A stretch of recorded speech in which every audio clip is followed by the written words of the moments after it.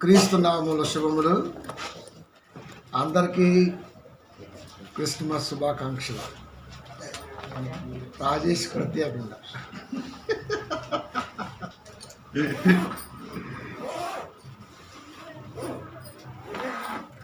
ఊహ తెలిసినప్పటి నుంచి చర్చి వాతావరణంలో ఉంటున్నటువంటి వారికి బాగా తెలిసింది ఏంటంటే, క్రిస్మస్ అంటే ఒక మంచి సంతోషకరమైన వాతావరణం కలిగిన రోజు. నా చిన్నప్పటి నుంచి ఈ క్రిస్మస్లో మ్యాక్సిమంగా అమ్మా నాన్నలతోనే గడిపాం. ఒక 20 ఏళ్ళ కంటే ముందు. తర్వాత ఇక్కడ ఉన్నాం. ఆ వాతావరణం చాలా బాగుంటుంది. అప్పుడు మన దగ్గర వాక్యం లేదు. చర్చి అంటే ఏంటో కూడా పెద్దగా తెలియదు. చర్చి అంటే వెళ్ళాలి, మాస్టర్ గారు ఏదో చెప్తారు, వినాలి, ఇంకా తర్వాత మన ఇష్టం అంతే. ఇప్పటికీ కూడా అదే నడుస్తుంది. దాంట్లో ఏ మార్పు లేదు. ఏమైనా మారింది అంటే అది మనం నివసిస్తున్న ప్రదేశాలు మాత్రమే మారింది. ఏ సంఘంలో చూసినా కాపరి నోట వచ్చే ఫస్ట్ మాట ఏంటి తెలుసా? 2:11 లోకాసు వార్త. నేడు రక్షకుడు పుట్టి ఉన్నాడు. ఎక్కడ? దావీదు పట్టణం. దీని మీద ఇప్పటికీ అంటే బైబిల్ మీద చారిత్రాత్మకమైన ఆలోచన ఉన్న వాళ్ళకి మాత్రమే క్రీస్తు గురించి అర్థమవుద్ది. దీని మీద ఇప్పటికీ ఎన్నో కాంట్రవర్సీలు దారితీస్తున్నాయి. ఒక పక్క యెహోషువ యాహూ సంఘస్థులు, మిగతా వాళ్ళు, లేకపోతే చర్చ్ ఆఫ్ క్రైస్ట్, లేకపోతే ఇలా ఎన్ని రకాలైన సెవెంత్ డే వాళ్ళు కానివ్వండి, యెహోవా సాక్షులు కానివ్వండి, వీళ్ళంతా వాళ్ళకి సంబంధించినటువంటి రెఫరెన్స్లు తీసుకొని క్రీస్తు పుట్టినరోజు చేయటం కరెక్ట్ కాదు, కొందరికి దేవుడి గురించినటువంటి జ్ఞానం లేదని వాళ్ళ సంఘాల్లో ఈరోజు బోధిస్తున్నారు. ఈరోజు కూడా చాలా సంఘాల్లో హంగులు, ఆర్భాటాలు, ఇంకా చెప్పలేం, రకరకాలే ఉన్నాయి. ఇవన్నీ మనం బ్రతికున్నంత వరకు ఉంటాయి. కానీ ఒక్కొక్క క్రిస్మస్కి ఒక క్రైస్తవుడిగా మనం ఏదైనా క్రొత్త విషయాన్ని దేవుడు చెబుతున్నప్పుడు ఆలోచన చేశామా అన్నది మాత్రం కావాలి. అదే క్రిస్మస్. క్రిస్మస్ అంటే క్రీస్తుని ఆరాధించటం అంతే. దానికి ప్రత్యేకమైన రోజు లేదు. కానీ యావత్తు ప్రపంచం ఒక ప్రత్యేకమైన రోజుని దాన్ని మెన్షన్ చేసుకుంది, దాంట్లో హ్యాపీగా ఉంది. అయితే ఇదే రోజు చాలా కుటుంబాల్లో సంతోషం లేదు, చాలామంది జీవితాల్లో ఆనందం లేదు. చాలామందికి ఈరోజు ఒక భయంకరమైన చీకటి రోజుగా కూడా కనబడుతుంది. కారణం, చుట్టూ ఉన్న వాతావరణంలో కనబడుతున్నటువంటి హైఫై లైఫ్ పొజిషన్స్. ఆ చిన్నప్పుడు క్రిస్మస్ వస్తే మా అమ్మ వెంకటరత్నం అని జయ ఉండేవాడు, జయ టైలర్ అని ఆ నిలబడేది. అందరికి అదే పరిస్థితి. మ్యాక్సిమంగా 3 దాకుండి బట్టలు కుడుచుకో వచ్చేది. ఆ సొక్కా లాగేసుకొని 2 నిమిషాలు చర్చిలో ఉండేవాడు అంతే.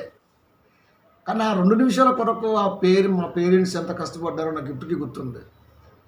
అందుకే మిగతా రోజుల్లో ఎంత కాస్ట్లీ డ్రెస్ అని వేస్తా, కానీ ఇలాంటివి వచ్చినప్పుడు డ్రెస్ సెన్స్ మీద మనసు పెట్టను. నేను ఒక పండగకి విలువ ఇవ్వను. అలాగని క్రిస్మస్కి విలువ ఇవ్వని చెప్పట్లా. ఎందుకు ఇవ్వనంటే, ఈరోజు అందరికీ ఆనందదాయకంగా ఉన్నప్పుడు దాన్ని అలా షేర్ చేసుకుంటూ వెళ్ళాలే తప్ప, తిరిగి అందరిలో ఉంటున్న మనం చూస్తున్న వారికి మరొక ఆలోచన రాకూడదు. దానికి తగ్గింపు కావాలని కోరుకుంటా నేను. అందుకే పెద్దగా ఈ రోజుని పట్టించుకోను. ఇలాంటివి ఎందుకంటే ప్రియమైన దేవుని పిల్లరా, వాక్యం చదువుతున్నప్పుడు, వాక్యం వస్తున్నప్పుడు 10 మందికి మనం ఇన్స్పిరేషన్గా ఉండాలి అంటే ఎక్కడ తగ్గాలో, ఎక్కడ తగ్గకుండా ఉండాలో తెలియాలి. మన చుట్టూ మన వాళ్ళు ఉన్నారనుకో, అక్కడ తగ్గినా పర్లేదు. మన చుట్టూ మనకు తెలియని వారి దగ్గర మనకు అవగాహన అందిందనుకో, అక్కడ ఏమాత్రం తగ్గకూడదు. ఇది దేవుడు చెప్పిన నిజం. కనుక చాలామంది ఈ రోజున ఆనందంగా సంఘంలో ఉన్నాం, శవాలను పెట్టుకుని ఇంటి ముందు ఏడ్చే వాళ్ళు కూడా ఉన్నారు. చచ్చిపోయిన చాలామంది ఇదే రోజు. ఇవన్నీ ఎందుకు చెబుతున్నానంటే, జననములో జనం గుర్తెరగని మనం అనే అంశాన్ని ఈ రోజున యావత్ క్రైస్తవ ప్రపంచానికి చెప్పాలి. అంతేకాదు, నిజంగా మరి దేవుని కృపను బట్టి ఒక నెల రోజుల్లోనే మనం ఎంచుకున్నటువంటి ఒక మార్గం ఏదైతే ఉందో ఆ మార్గంలో ఈ రోజున నేనే కాదు, నాతో పాటు ఇంచుమించుగా 9 మంది ఒక మంచి పొజిషన్ త్వరలో రాబోతున్నారు. నా కాన్సెప్ట్ ఏంటంటే, నా ఉద్దేశం ఫస్ట్ నుంచి మీకు చెబుతున్నా, సరే ఎవడో చేస్తున్న సహాయం ఏదో ఇంతమంది ఇప్పటి వరకు మనం మంది మీద ఆధారపడ్డాం. ఆధారం అంటే ఆధారం కాదు, జస్ట్ వాళ్ళ మీద హోప్స్ పెట్టుకున్నాం. కానీ ఫస్ట్ టైం నన్ను నేను నమ్మి వెళ్తున్నా. మంచి అవకాశం ఇచ్చాడు దేవుడు, దాంట్లో దూసుకెళ్ళిపోతున్నాం. తిరుగులేదు. వెనక్కి తిరిగి చూస్తే మా బ్యాచ్ మొత్తం అదురుకుంటుంది. రాబోతున్న 2 నెలలు 3 నెలల్లో నువ్వు ఖచ్చితంగా యూనివర్సల్ క్రౌన్ డైరెక్టర్ అవుతావు. అంటే అప్పుడు శాలరీ ఎంత తెలుసు మీకు? 14 లక్షల నెలకి. ఎంత? 10 లక్షలు 1 మంత్కి.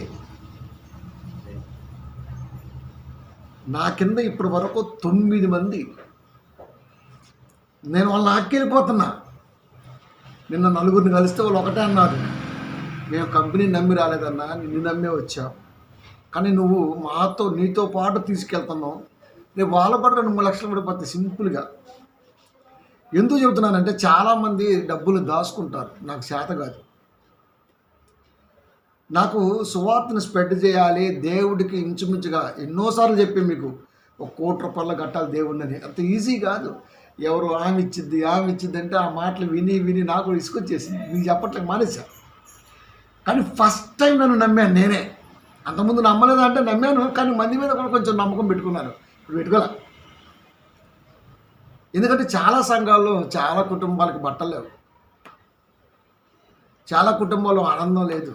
నేను మాట్లాడుతూ ఉంటా కదా, చాలా కుటుంబాల్లో వాక్యాలు లేవు, చాలా కుటుంబాల్లో జీవితాలు బాగలేదు. ఇవన్నీ ఏదైనా చేయాలంటే ఖచ్చితంగా నేను ముందు ఒక పొజిషన్లో ఉండాలి. మా చెల్లి బిడ్డలే ఉన్నారు నక్కపేటలో. నాకు ఏదైనా పంటకు వచ్చినప్పుడు వాళ్ళు గుర్తొస్తారు నాకు.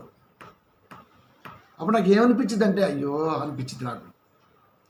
ఇలాంటివి ఎన్నోంటాయి అంటే కదిలిస్తుంటే నన్ను. అందుకే నేను ఇలాంటి ఏదో వచ్చినప్పుడు పెద్దగా రెస్పాండ్ అవ్వను. నేను ఈ సూటు కూడా నా బిడ్డ వేసుకోవాల్సింది, నేను మ్యాక్సిమం వేసుకున్నాను కాదు. కనుక చాలా కుటుంబాలకి ఒక బతుకులో ఆదర్శంగా ఉండాలి నేను. దానికి ఖచ్చితంగా డబ్బు కావాలి. డబ్బు లేకపోతే ఏ పని. చాలామంది అంటుంటారు కట్టకపోతామా అని. నేను కూడా ఇప్పుడు అలా అనలేను, కానీ డబ్బు అనేది అవసరం అని మాట్లాడుతూ ఉంటా. ఆ అవసరం చాలా కుటుంబాలకు నీడ్ అవ్వాలి.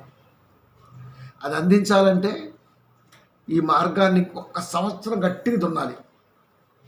అప్పుడు ఎలా ఉంటుందో మీరు చూడాలి లైఫ్. ఎందుకంటే జనములో జనం గుర్తెరగని మనం అంశాన్ని ఈ రోజున క్రిస్మస్ రోజున ఎన్నుకున్నానంటే కారణం మీకు తెలియాలి. యేసుక్రీస్తు వారు పుట్టారు. వర్తమానం గొల్లకి వెళ్ళింది. వెంటనే వాళ్ళు వచ్చారు. వచ్చి అడుగుతున్న మాట ఏంటో చూడండి. 2:2 మత్తయి సువార్త. యూదుల రాజుగా పుట్టినవాడు ఎక్కడ? పుట్టిన పసిబిడ్డని రాజుగా వాళ్ళు మాట్లాడుతున్నారంటే ఆ పదాన్ని పలికించింది ఎవరు? సహజంగా మన ఇంట్లో మాట్లాడతాం, వారసు పుట్టిన రాజు నా కొడుకు అంటాం. ఒక తండ్రి సహజంగా తన కొడుకుని రాజుగానే చూస్తాడు, తన కూతుర్ని రాణిగానే చూస్తాడు, ఏ తండ్రి అయినా ప్రపంచంలో. కానీ ఇక్కడ యేసుక్రీస్తు వారికి సంబంధం లేని మనుషులు మాట్లాడుతున్న మాట ఏంటో తెలుసా? రాజుగా పుట్టినవాడు ఎక్కడున్నాడు? ఎన్నో బర్త్డేలకు వెళ్ళాం మనం. ఎన్నో బారసాల ఫంక్షన్కి వెళ్ళాము. ఆ పసిబిడ్డను చూడగానే తల్లిలాగుండో, తండ్రిలాగుండో, లేకపోతే దొన్నేనుగులాగుండో ఇలాంటి పదాలు వాడుతుంటాం. మనం ముద్దుగా బొద్దుగా ఉండో, బాగుండని, అందగాడని, మంచి ఆచారభావుడని మాట్లాడతాం. కానీ ఏ ఒక్కరు కూడా రాజు అన్న పదంతో వాడిని పిలవరు, సంబోధించరు.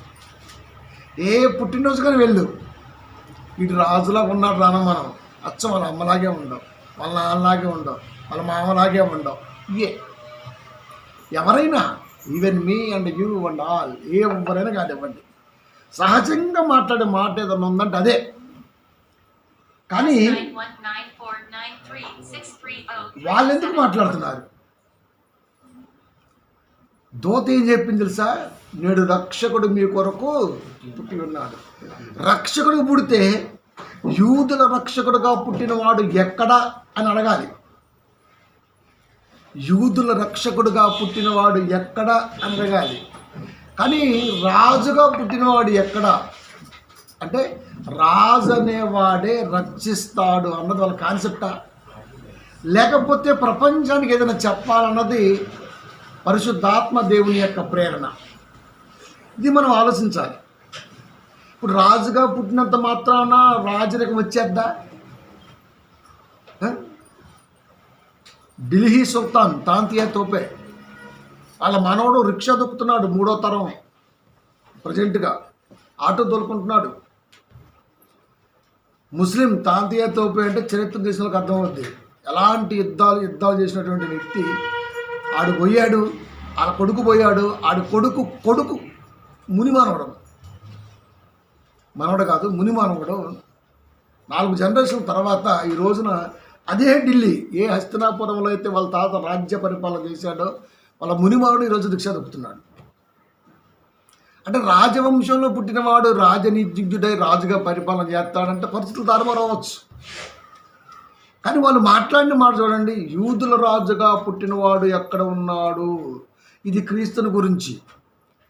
చిన్న పిల్లోడు, వాళ్ళ అమ్మ కూడా తెలియదు రాజని, తండ్రిగా పిలువబడే యేసువు కూడా తెలియదు రాజని, బిడ్డ అంతే.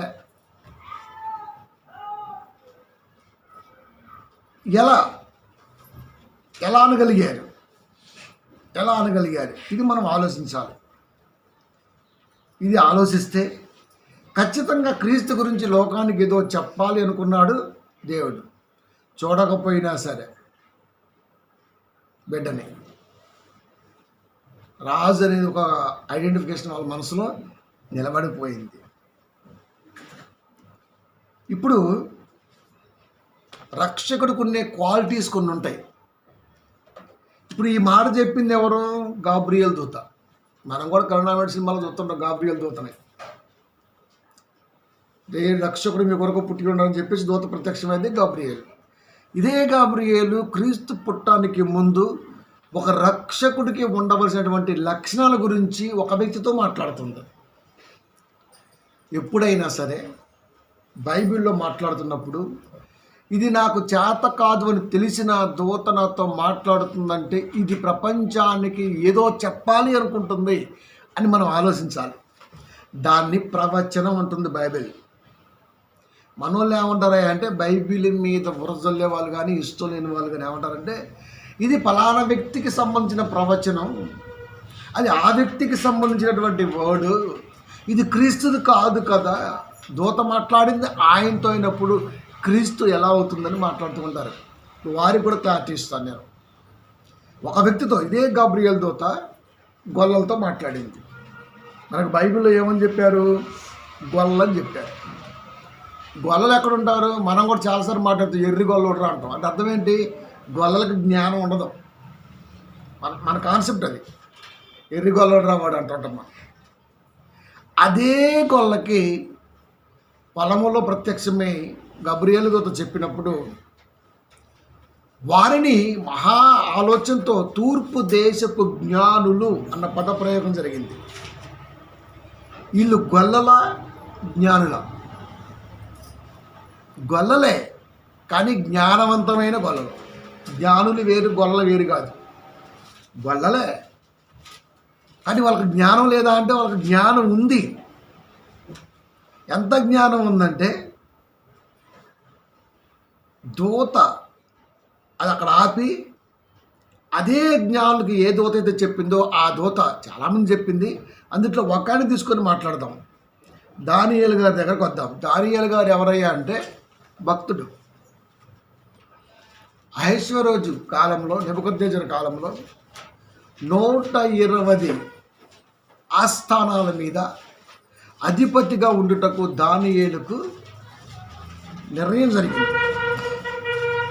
అలాంటి రాజు, 120 ఆస్థానాలు కలిగినటువంటి రాజు కింద ఒక మంచి నమ్మకస్తుడుగా మామూలు వ్యక్తిగా ఉన్నటువంటి ఈయన భక్తుడు. ఈయనతో ఇదే గబ్రియేలు దూత మాట్లాడుతుంది.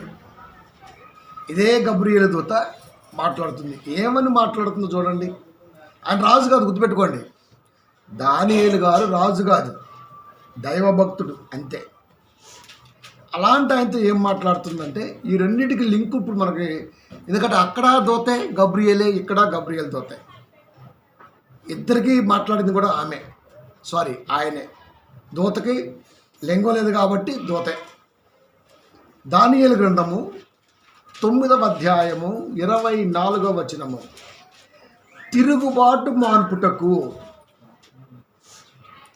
దానియేలుకి గబ్రియేలు దూత ప్రత్యక్షమై, పైన చదివితే మనకు అర్థమైతే దూతుందో లేదో, ఏమని మాట్లాడుతుందయ్యా అంటే దానియేలు గారితో తిరుగుబాటు మాన్పుటకు. స్టన్ అయిపోవాలా. దానియేలు గారు తిరుగుబాటు ఎలా మానుపుతాడు?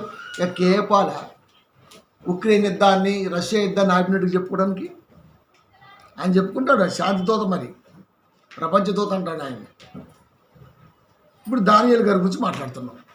తిరుగుబాటు మాన్పుటకు. సరే, తిరుగుబాటు మానుకోవచ్చు అంటే మరి దానియేలు గారి జీవితంలో తిరుగుబాటు మానిపెట్టుకు మనకి ఏడ కనపడదు. దానియేలు గ్రంథంలో ఆ 12 అధ్యాయాలు ఏడ కనపడదు. సరే, ఏదో సముదాయించిండు అనుకుంటే రైట్, ఓకే, రైట్, దాన్ని అగ్రీ అవుదాం కొంచెం. పాపమును నివారణ చేయుటకును. పాప నివారణ ఎలా జరిగింది? రాజు అయితే పాపం జరగకుండా జీవ పాస్ చేయొచ్చేమో, అది అసంభవం. ఎప్పటికీ వల్లపడింది అది. మద్యపాన నిషేధం ఎంత నిజమో, పాప నివారణ ప్రభుత్వ జీవోజారి అనేది అంతే నిజం. ఈ రెండు ఎప్పటికీ జరగవు. అది పాపమును నివారణ చేయుటకును దానియేలు గారి వల్ల అవుద్దా? దూత దానియేలుతో మాట్లాడుతుంది. దోషము నిమిత్తము ప్రాయశ్చిత్తము చేయుటకును. పాత నిబంధనలో దోషం జరిగితే దోషాన్ని బట్టి 8 రకాల ప్రాయశ్చిత్తాలు ఉన్నాయి కాబట్టి ఆ ప్రాయశ్చిత్తాలని సంబంధిత దేవాలయాలకు వెళ్ళి జంతు బలి జరిగించేసి నివారణ అర్పిస్తూ ఉంటారు.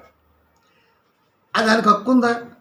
అలా చేస్తే దోషం పోతుందా అంటే ఇంపాసిబుల్. దోషం పోవాలంటే దేవుడి దగ్గర మాత్రమే దోష పాప పరిహారణ కార్యక్రమం జరగాలి. బలులు అర్పించాలి. సమాధాన బలులు, శాంతి బలులు, రకరకాల బలులు ఆ దేవుడి దగ్గర వాళ్ళు అర్పించి జంతు బలు జరిగిస్తే నివారణ అయినట్టుగా పాత నిబంధన పండుగలు కానీ అవి చెబుతున్నాయి. ఇప్పుడు దోషము నిమిత్తము ప్రాయశ్చిత్తము చేయుటకు దానియేలు గారికి అర్హత ఉంటుందా అంటే ఇంపాసిబుల్. అది దేవుడు ఇవ్వడట్లా. యుగాంతము వరకు ఉండినట్టు నీతిని, యుగాంతం వరకు నీతి ఉండాలి. ఆ దానియేలు వల్ల అవుతుందంటే ఆయన వయసే తక్కువ, ఆయనకి వల్ల కాదు. అది నీతిని బయలుపరచుటకును, దర్శనమును ప్రవచనమును ముద్రించుటకును, అతి పరిశుద్ధ స్థలమును అభిషేకించుటకును. ఈయన యాజకుడా, లేవీలాగా. నీ జనమునకును పరిశుద్ధ పట్టణమునకును 70 వారములు విధింపబడెను. ఇది దానియేలు గారితో గబ్రియేలు దూత ప్రవచనం మాట్లాడుతుంది. ఇప్పుడు మనోళ్ళు చదువుతున్నప్పుడు, మనోళ్ళు అంటే బైబిల్ అర్థం కానీ ఎలాంటి కోట్ వేసుకుంటారు చూసినా, అదే దొంగలే ఎక్కువ కోట్లు వేస్తారు, మంచోడు ఎవరు కోట్లు వేయడు, గుర్తుపెట్టుకోండి. దొంగ అయితే కోట్లు వేస్తాడు. అది మరి మనం కూడా వేసాంగా. సరే, మన గురించి తర్వాత.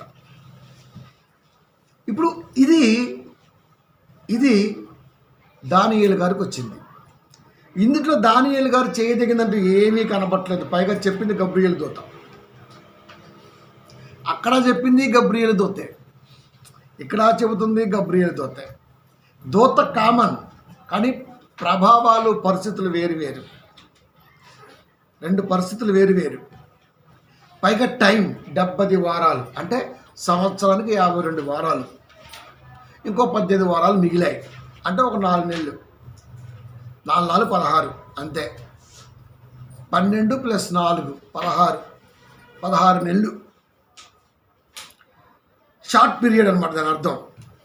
ఈ 16 నెలల్లో నువ్వేం చేయాలి అంటే తిరుగుబాటు మాన్పాలి, పాప నివారణ జరగాలి, దోష నిమిత్తం ప్రాయశ్చిత్తం చేయాలి, ఇక అంతవరకు నీతిని ఉండేటట్టుగా బయలుపరచాలి, దర్శనాలు ప్రవచనాలు ముద్రించాలి, అతి పరిశుద్ధ స్థలమును అభిషేకించాలి, నీ జన్మనకును పరిశుద్ధ పట్టణమునకును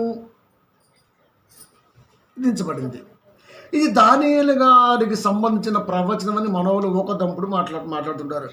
ఈ ప్రవచనం దానియేలు గారు ఎక్కడ నిర్వర్తించే అవకాశం ఉంది? ఛాన్స్ లేదు. ఈ గబ్రియేలు దూత ఇక్కడ దానియేలు గారికి చెప్పిందంటే దానియేలు గారి గ్రంథములోనే 12వ అధ్యాయంలో మనకు మాట్లాడుతూ ఒక విషయాన్ని మాట్లాడతాడు. 12:7 దానియేలు ఏమంటుంది చూడండి. 12:3 బుద్ధిమంతులైతే ఆకాశ మండలంలోని జ్యోతులను పోలిన వారై ప్రకాశించెదరు, నీతి మార్గమును అనుసరించి నడుచుకొనును. చాలు. బుద్ధిమంతులైతే ఆకాశ మండలములోని జ్యోతులను పోలిన వారే ప్రకాశించెదరు. దానియేలు గారి గ్రంథములోనే మాట్లాడుతూ జ్యోతుల ప్రస్తావన వచ్చినప్పుడు జ్యోతి అనగా స్వయం ప్రకాశిని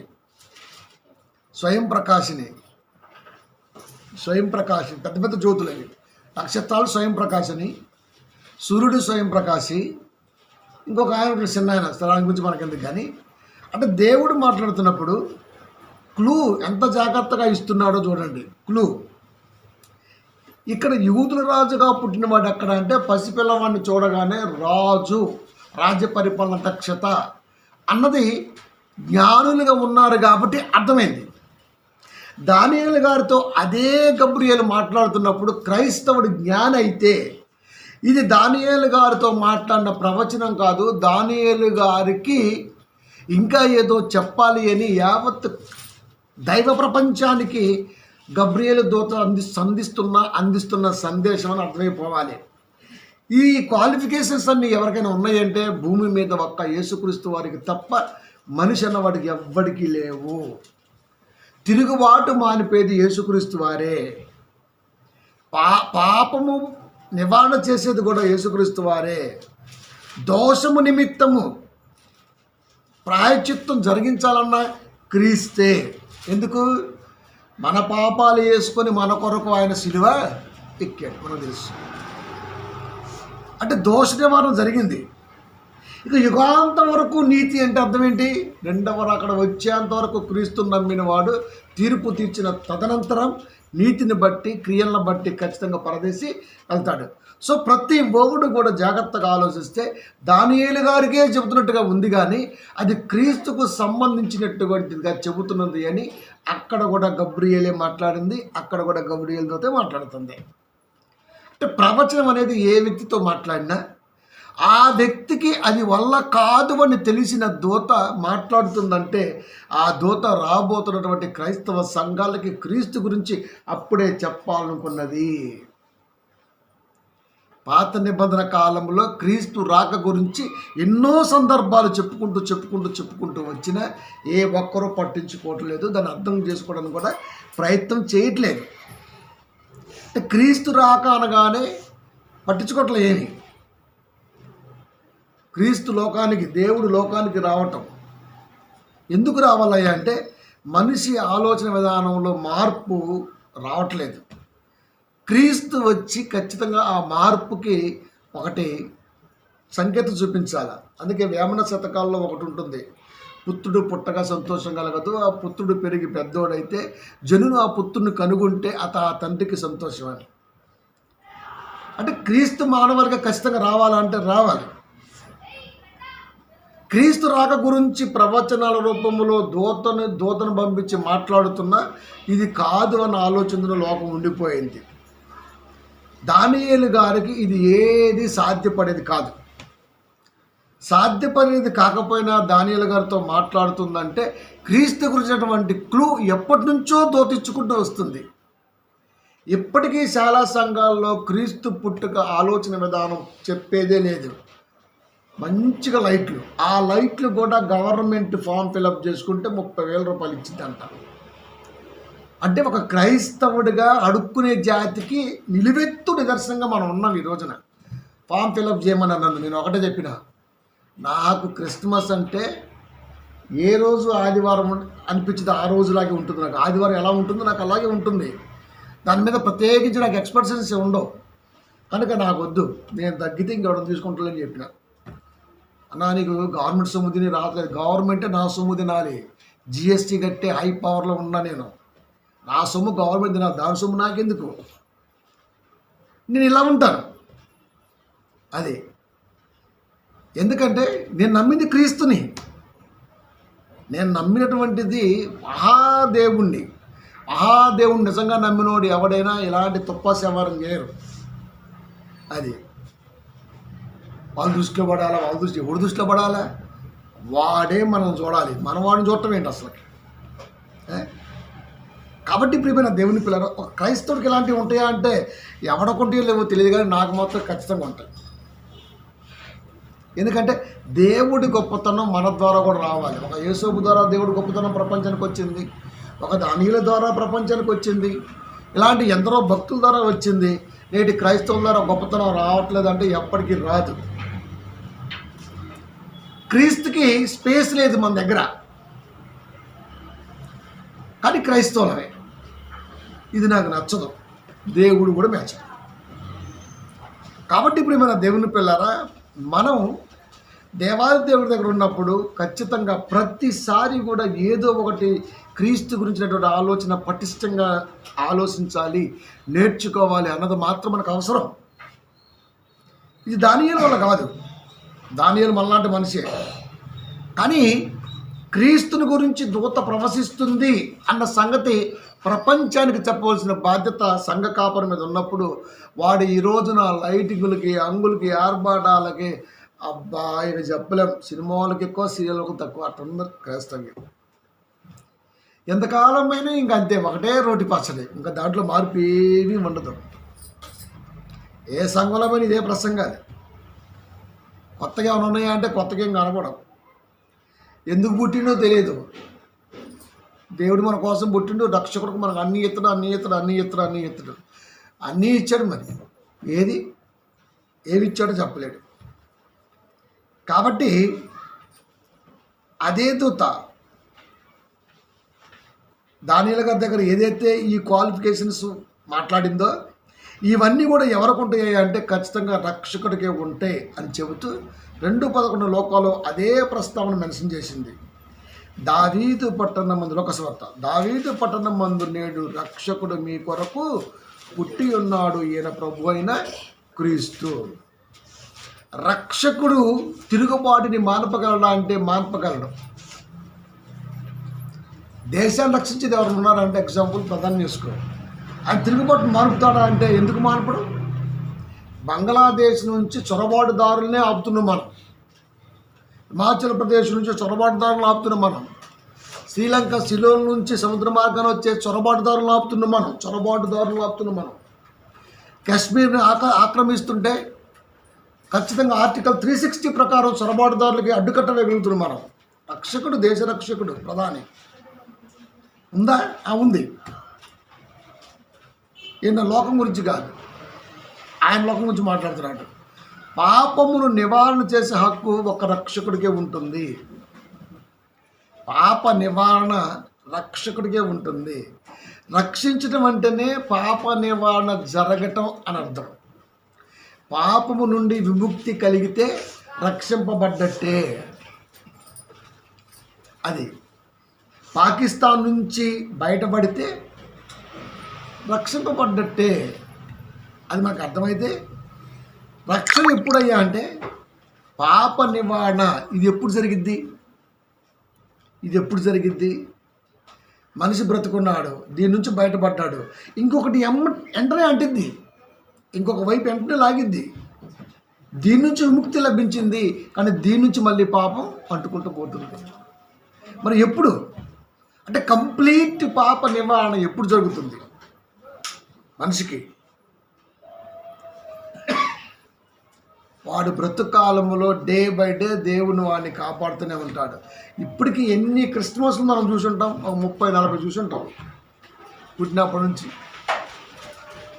ఇన్ని క్రిస్మస్లు మనం చూడగలిగామంటే ప్రతిరోజు మనం చేసుకుంటున్న ప్రార్థన లేకపోతే దైవ కృపో ఏదైనా కానీ మనల్ని బ్రతికిస్తుంది అన్నది నిజం. అదే చూసింటే దేవుడు ఎప్పుడో తీసేసేవాడు.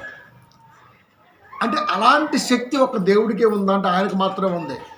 దోషము నిమిత్తము ప్రాయచిత్తము చేయుటకు. అందుకే మనం ప్రతిరోజు సాయంత్రం పూట ప్రార్థన చేస్తాం. ప్రభా, ఈరోజు నేను ఏ మంది సొమ్ము తినలేదు. క్రైస్తవుడికి ప్రార్థన చేయాలి. నేను ఎవరిని ఆర్చలేదు, ఎవరిని దోసుకోలేదు, ఎవరిని దండించలేదు. ఇది సెల్ఫ్ సాటిస్ఫాక్షన్. ప్రార్థన అంటే అది నేనే కష్టపడ్డాను, నేనే తిన్నాను, నా శాతం పెట్టాను, ఇలాంటిది అవకాశం, ఇలాంటివన్నీ కూడా మన సెల్ఫ్ ప్రేయర్ అంటే చూసినా. మన సెల్ఫ్ ప్రేయర్ ఎలా ఉండాలంటే ఇంత హానెస్ట్గా ఉండాలి, యుగాంతం వరకు ఉండాలి నీతి. క్రీస్తుని నమ్మితే మధ్యలోనే చాలామంది వదిలేసిపోయే రకాలు ఉంటారు. మధ్యలో వదిలేయడం అంటే వదిలేసి లోకంలో కలవటం కాదు. సత్య సంబంధమైన వాక్యం తెలిసి ఉండి కూడా దాన్ని అవలంబించలేక లోకానుసారమైనటువంటి ఆ వ్యవహారములో బాగా వీళ్ళు కూరుకుపోతారు. అంటే దేనికి ఎక్కువ ప్రిఫరెన్స్ ఇస్తాం? చర్చిలో అందరికంటే నేనే టాప్ లిస్ట్లో నా బట్టలు ఉండాలి, నేను అందరికంటే తక్కువ ఉండాలని కోరుకుంటాను. చర్చి విషయాల వరకు బయటికి వెళ్ళామంటే దుమ్మేం కాదు, వేరే విషయం. ఇందాక చెప్పే మీకు ఒక్క సంఘ బిడ్డల మధ్య మాత్రం చాలా సింపుల్గా ఉండటానికే ప్రయత్నం చేస్తారు, కామన్గా కనపడాలి. అదే బయట నుంచి ఏదైనా అవగాహన వచ్చిందనుకో, మనం బయటికి వెళ్ళే అవసరత వచ్చిందనుకో, అక్కడ మంటై మండిద్ది మన మేడ్నెస్. అక్కడ అది అవసరం, ఇక్కడ ఇది అవసరం. ఇది ఎప్పుడైతే ఉంటుందో అది ఖచ్చితంగా నిజంగా దేవుడి మెచ్చేంత గొప్పగా లైఫ్ డిజైన్ చేయబడుతుంది. అప్పుడు మనం ఎక్కడైనా ఉండొచ్చు మనం. కాబట్టి ప్రియమైన దేవుని పిల్లరా, రక్షకుడు పుట్టి ఉన్నాడంటే క్వాలిఫికేషన్స్ వస్తున్నాడు. క్వాలిఫికేషన్స్ దోషము ఖచ్చితంగా ఏనే మాన్పగలడు, యుగాంత వరకు నీతిని ఈయన మాత్రమే నిలపగలడు. దర్శనాన్ని ప్రవచనాన్ని ముద్రించాడు కాబట్టి మనం చదువుకోగలుగుతున్నాం. ఇన్ని రకాల క్వాలిఫికేషన్స్ యేసుక్రీస్తు వారు తప్ప భూమి మీద ఎవరికైనా చూపించగలరా బైబిల్ ఎవరైనా? ఈ ప్రవచనం దానియేలు గారితోనే మాట్లాడి ఉండొచ్చు, కానీ దానియేలు గారితో మాట్లాడుతుంది అంటే ఇది రాబోతున్నటువంటి ఆలోచనని మనకు స్థిరపరుస్తుంది గబ్రియేలు దూత అని మనం ఖచ్చితంగా ఆలోచించవలసిన అవసరం ఉంది. అందుకనే లోకా గారు మాట్లాడుతూ పరిశుద్ధాత్మ ప్రేరణతో, దావీదు పట్టణమందు నేడు రక్షకుడు మీ కొరకు పుట్టి ఉన్నాడు. గబ్రియేలు దూత ప్రస్తావన, అదే పరిశుద్ధాత్మ ప్రేరణతో లోకా గారు ప్రస్తావన ఈక్వల్గా మాట్లాడుతున్నారు. రక్షకుడు అనగానే ఇది భూమి మీద మనిషి బ్రతుకున్నంత కాలంలో క్రీస్తు గురించినటువంటి విధానం తెలుసుకోవటంలో ఇలాంటివి ఎన్నైనా రావచ్చు, కానీ వచ్చిన ప్రతిసారి క్రీస్తు గురించి కొత్తగా ఏం ఆలోచించావు, ఏం తెలుసు మీ ఆయన గురించి చెప్పమంటే 3 గంటలు చెప్తున్నాను. ఆయన ఫస్ట్ అట్లానో ఆయన గురించి చెప్పాలంటే సరిపో టైం అంటాం మనం. అంతుందా? అంతుంది. మరి క్రీస్తు గురించి ఇన్ని సంవత్సరాల్లో ఇన్ని క్రిస్మస్లో ఏం చెబుతాయి అంటే సింపుల్గా ఈరోజు యేసుక్రీస్తు వారి పుట్టినరోజు, అంతే.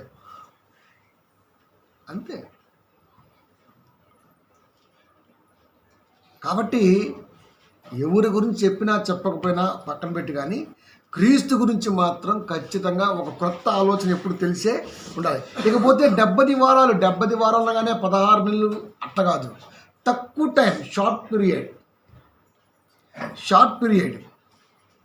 70 వారాల్లో తిరుగుబాటు మాన్పాలి, పాప నివారణ జరగాలి, దోష నిమిత్త ప్రాచిత్వం జరగాలి, యుగాంతం వరకు నీతిని బయలుపరచాలి, దర్శనాలు ప్రవచనాలను ముద్రించాలి.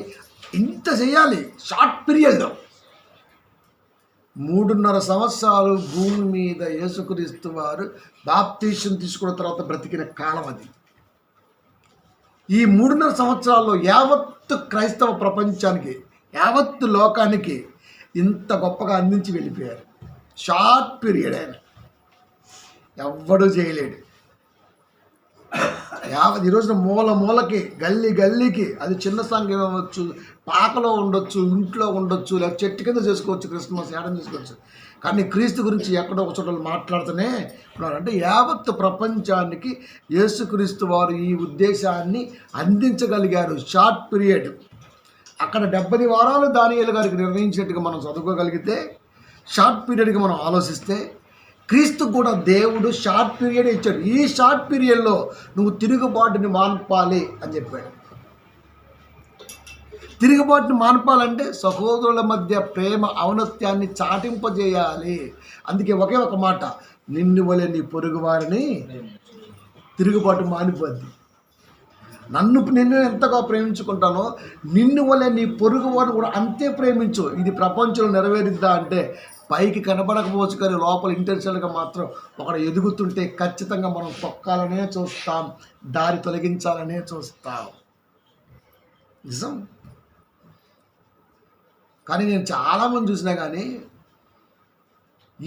మా కంపెనీలో ఉన్నటువంటి నిజంగా మా బాస్ రంజిత్ మాత్రం నిజంగా మనుషుల్లో కలబడ. ఆయన అన్యుడు. ₹1,00,000 శాలరీ తీసుకోబోతుండ్రు నెక్స్ట్ మంత్ నుంచి. డబ్బుల గురించి పక్కన పెట్టు. కానీ ఆయన చూస్తే నాకు ఏమనిపించింది అంటే, క్రైస్తవులకు ఉండవలసిన లక్షణాలన్నీ ఉన్నాయి కదా. ఆ ప్రేమ, తగ్గింపు, అదంతా. ఇలా ఎలా ఉంటాడు? తగ్గింపు ఎలా ఉంటాడు? అన్నం ₹1,00,000 శాలరీ తీసుకున్నా కూడా అన్నం వడ్డెత్తాడండి. తినటానికి తిండి లేకపోయినా మేసాలకు సంపంగా అడిగే రకం క్రైస్తవులది. తెల్లారితే ఇంట్లో బొంచిపోతే బాగుంటుంది ఇంట్లో మనకి. కానీ మన దగ్గర ప్రెస్టీజ్ మామూలుగా ఉండదు. మళ్ళీ తెల్ల సొక్క అయితే నో, సాంబార్ చొక్క పడుద్ది అంటాడంతే పక్కా. కానీ వడ్డిస్తున్నాడు అన్నం. తినండి కూర్చొని ఉంటున్నాడు. అరే కుర్చీలు ఎత్తున్నాడు, కూర్చుంటున్నాడు. ఎట్లా సాధ్యమైంది? వండర్ఫుల్ కదండి. చాలా తక్కువ, అసలు కనబడరు. ఎందుకు చెబుతున్నానంటే, క్రైస్తవుడిలో ఉండాలి అవన్నీ. ఆ లక్షణాలు క్రైస్తవుడి. నిన్ను వలె నీ పొరుగు వారిని ప్రేమించు. దాంట్లో తిరుగుబాటు అనేది కనబడదు. కనబడిద్దా? అది యేసుక్రీస్తు వారు ప్రపంచానికి అందించారు తన షార్ట్ పీరియడ్లో. ఈ రోజున ఎక్కడుందండి? ఎక్కడుంది అంటే, క్రీస్తు జననములో దేవుడు ఏం నేర్పుతుండో మనం కనీసం మన బ్రతుకు కాలంలో వాటిని అవలంబించబోతే ఎట్లా? ఎవడన్నా ఒక విషయంలో పైకి వస్తుందంటే మనకు తెలిసినటువంటి ఆలోచన అందించాలి. ఆ రోజున ఒక ఆయనకి వల్లంపట్ల కష్టంలో ఉంటే నేను సలహా ఇచ్చిన అంతే. నేనేమి ఆయనకేమి ఫినాన్షియల్గా ఏమి ఆదుకోవాలా, సలహా ఇచ్చిన. మరదా నీకు వంట చేయడం లైట్గా వచ్చు కదా, నాకు కూడా 2-3 సార్లు వండి పెట్టావు కదా సిస్టర్ లేనప్పుడు. అదేదో 4 వండి పెట్టాను అంతేనంటమా అన్నాడు. అంతే. మనం చెప్పడం గొప్ప కాదు, ఆ మాటని ప్రేమించి మనతో ప్రయాణం చేస్తాడే ఆ మనిషి గొప్ప. జస్ట్ క్యాజువల్గా చెప్పిన, బ్రదర్ ఇట్లా టైలరింగ్ ఇబ్బంది అయిపోయింది, చాలా ఇబ్బంది అవుతుంది అంటే నేను అన్నా, నాకేదో నాకు 4 వండి పెట్టే ఈరోజు ఒక అయ్యగారుగా నాతో వచ్చిన 2-3కి అదేదో 10 మందికి వండి పెట్టు, డబ్బులు వస్తాయి అన్న. అంతే అంటమాట. అంతే పెట్టిండు. ఇవాళ మంచి స్థితిలోకి వచ్చింది. ఇప్పటికీ మనం తెలుసుకుంటాడు. మరి అదే వ్యక్తి ఈరోజు మళ్ళీ నాతో ప్రయాణం చేస్తున్నాడు. రేపు ఆయన కూడా బ్రాంచ్కి వస్తున్నాడు. ఆమె ఒకటే అంటుంది, అయ్యగారి సహవాసం చెప్తే వెనక ముందేమో కానీ ఎవడైనా ఆ రేంజ్లో ఉంటాడు అని. ఆ కోరిక అంటే ఆమె చెబుతుంది. నిన్న నేను ఒక మంచి కారు తిరగాలనుకున్నా అంది. నేను అన్న 26 అని చెప్పిన.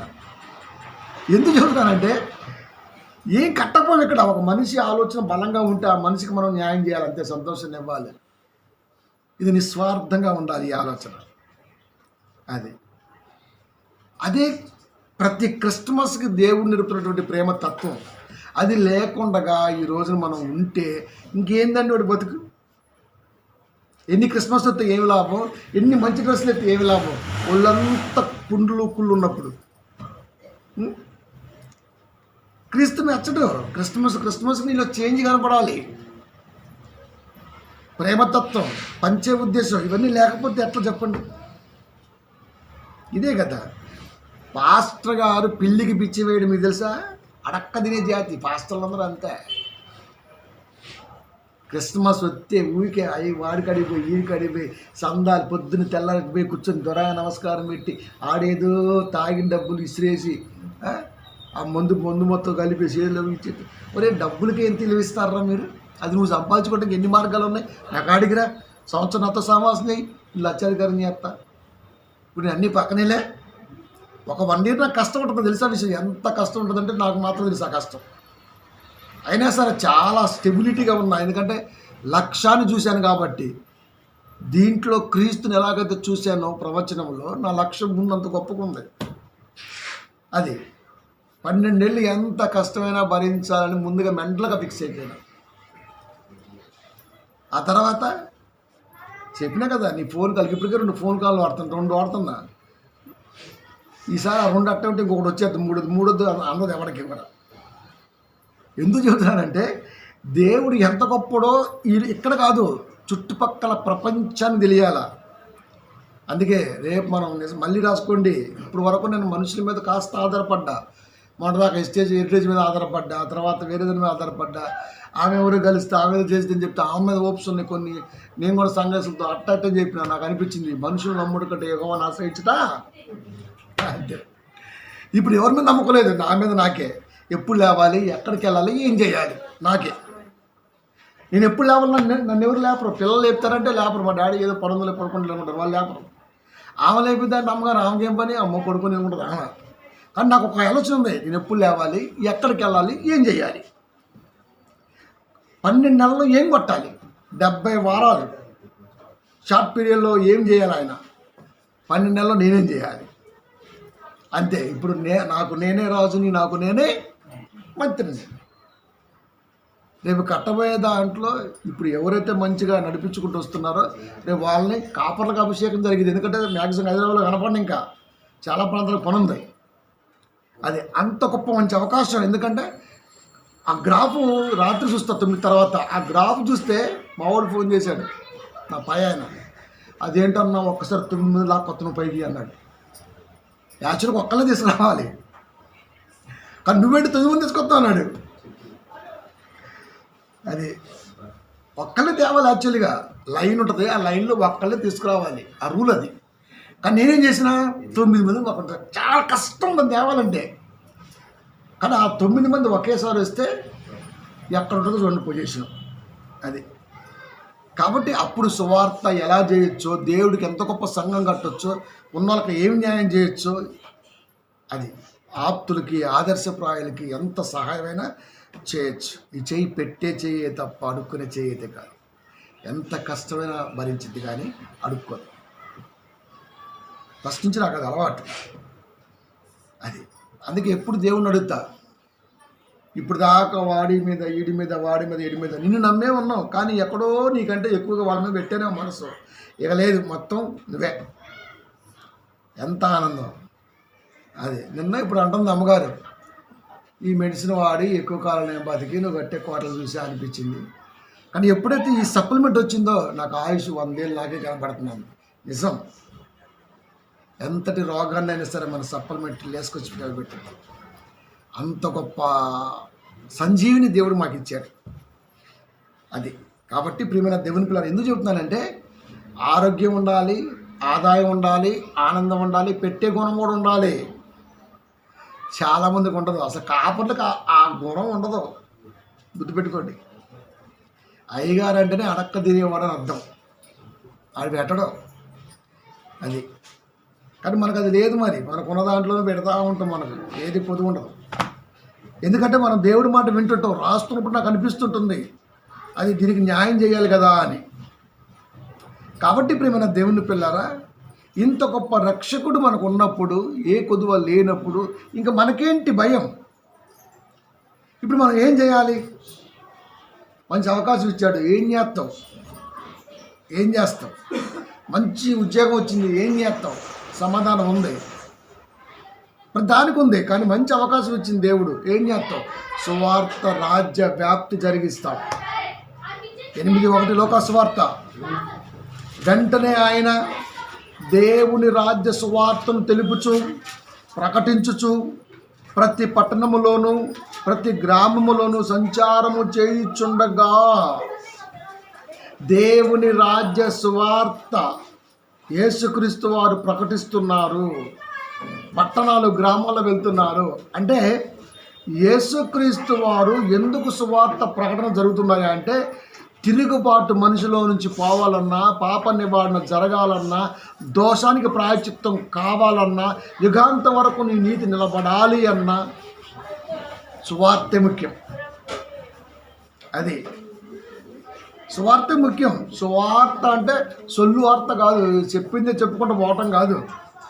ఎక్కడికైనా వెళ్ళి మనం మాట్లాడామంటే అప్పటి వరకు ఉన్నటువంటి సంగతి అన్నీ పక్కకెళ్ళి కొత్తగా ఇది నిలబడిపోవాలి విన్నటువంటి వారిలో.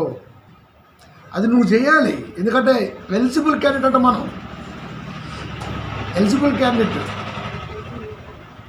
రాజ్య సువార్త మన మామూలు సువార్త కూడా కాదు. గలతీ 4లో మాట్లాడతాడు, 4వ అధ్యాయంలో. అది మరొక సువార్త కాదు, కానీ భిన్నమైన సువార్త గురించి మాట్లాడతాడు.